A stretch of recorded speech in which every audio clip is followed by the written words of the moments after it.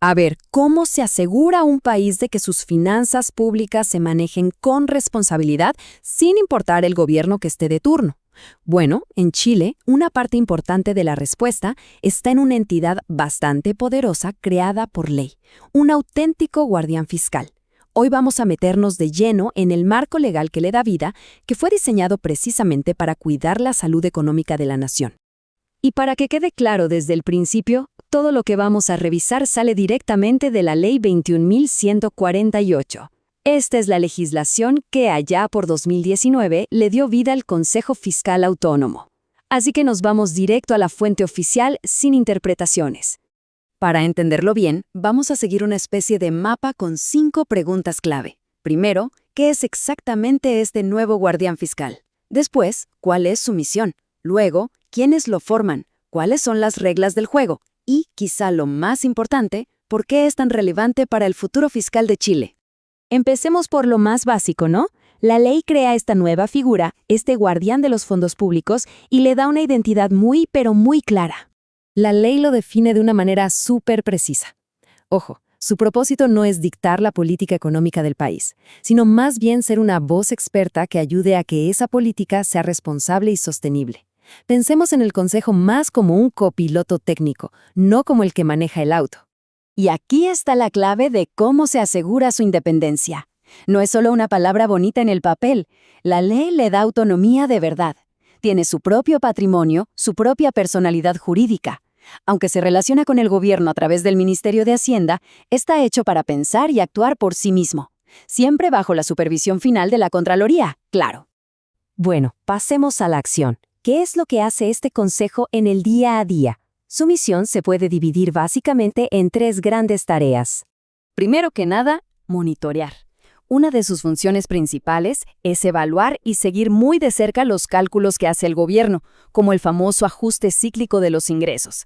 En palabras simples, se asegura de que las cuentas se hagan con una metodología técnica y rigurosa, revisando el trabajo de la Dirección de Presupuestos.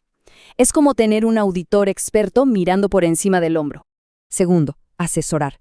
El consejo no es un observador pasivo, para nada. También opina y propone. Le puede sugerir al Ministerio de Hacienda, por ejemplo, cambios en las metodologías de cálculo. Y algo muy importante, puede proponer medidas para corregir el rumbo si ve que hay desviaciones de las metas fiscales que el propio gobierno se fijó. Y tercero, informar.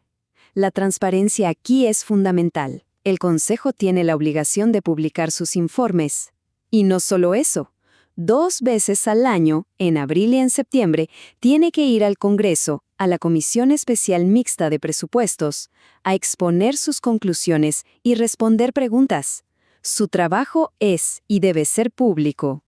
Entonces, ¿quiénes son las personas que tienen esta tremenda responsabilidad en sus manos? La ley define con mucho detalle cómo se eligen y qué perfil deben tener, precisamente para garantizar que sean los más idóneos.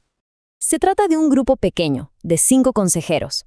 La ley exige que sean expertos de reconocido prestigio, ya sea profesional o académico, en temas fiscales. Y además, un detalle no menor.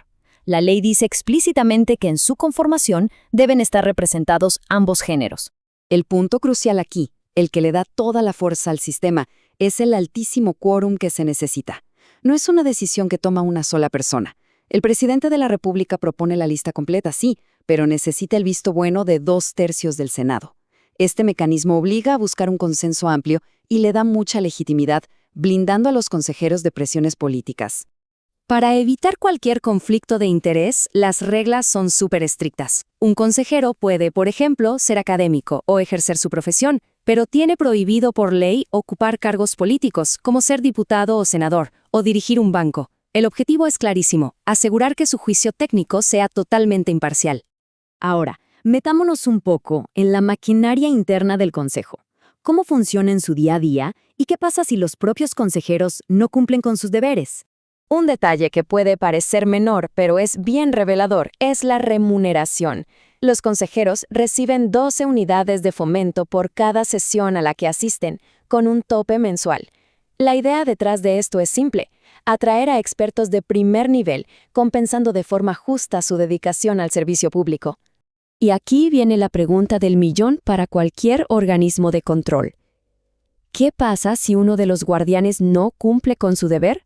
Bueno, la ley establece un camino muy claro y bastante severo para lo que llama faltas graves. Fíjense en esto. El proceso para remover a un consejero no es administrativo ni político, es judicial. Se necesita una acusación formal ante la Corte de Apelaciones de Santiago, que al final es la que decide. Esto sube mucho el estándar y protege a los consejeros de destituciones arbitrarias, pero al mismo tiempo deja claro lo serio que es su cargo. Y la ley es súper específica sobre qué es una falta grave. No es algo ambiguo. Estamos hablando de cosas como filtrar información reservada, faltar a 3 sesiones seguidas sin justificación o no declarar un posible conflicto de interés. Cualquiera de estas cosas puede iniciar el proceso de destitución. Muy bien, ya vimos las piezas, cómo funciona por dentro. Ahora demos un paso atrás para ver el panorama completo. ¿Por qué la creación de este consejo es un hito tan importante para la gestión financiera de Chile? En el fondo, todo se resume en esta frase, que es el corazón de su misión, sacada directamente del artículo 2 de la ley. Su gran objetivo es aportar una visión técnica, de largo plazo, a las decisiones fiscales, funcionando como un contrapeso experto al poder político de turno. Entonces, si tuviéramos que resumir los puntos clave, serían estos. El Consejo actúa como una especie de árbitro técnico. Ayuda a que las decisiones miren más allá del ciclo político de 4 años. Obliga a tener más transparencia en las finanzas públicas. Y sobre todo, fundamenta el debate fiscal en datos y análisis de expertos, no solo en opiniones. La ley, como vemos, crea un marco, una estructura que se ve muy robusta y con altas exigencias. Pero la pregunta final, claro, siempre queda abierta. La existencia de un guardián así es un paso enorme, pero su éxito real siempre va a depender de la fortaleza de la institución y del respeto que su criterio técnico genere en el debate público. La interrogante de si un consejo así puede por sí solo garantizar un futuro fiscal sostenible es algo que solo el tiempo nos dirá.